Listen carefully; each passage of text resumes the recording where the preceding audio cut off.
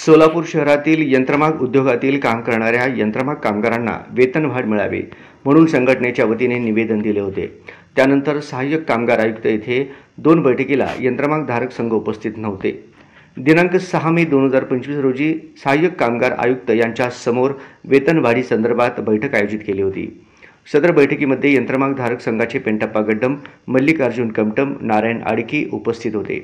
तसेच कामगार संघटनेचे पदाधिकारी श्रीधर गुंडेली, खजिनदार नागनाथ केदारी, महिला उपाध्यक्ष श्रीदेवी हिरेमठ, सदस्य सदानंद जडल, सदानंद क्यातम उपस्थित होते। यावेळी कामगार संघटनेच्या वतीने कामगारांना शेकडा 25% वाढ मिळावे म्हणून मागणी केली। तसेच बॅग प्रोसेस कामगारांना दरमहा 1500 रुपये वाढ व रॅपर कामगारांना 8 तासामध्ये 80 रुपये, 12 तास काम करणाऱ्यांना 120 रुपये मिळावे म्हणून मागणी केली।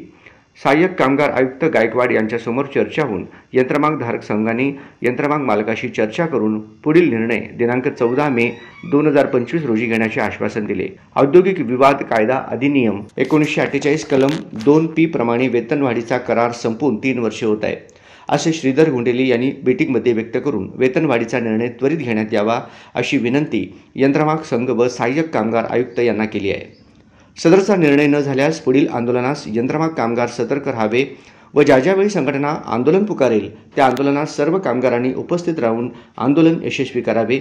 जोपर्यंत कामगारांना वेतनवाढ मिळत नाही तोपर्यंत आंदोलन चालूच राहील अशा प्रकारचे आवाहन या प्रसिद्धी माध्यमाद्वारे त्यांनी केले आहे।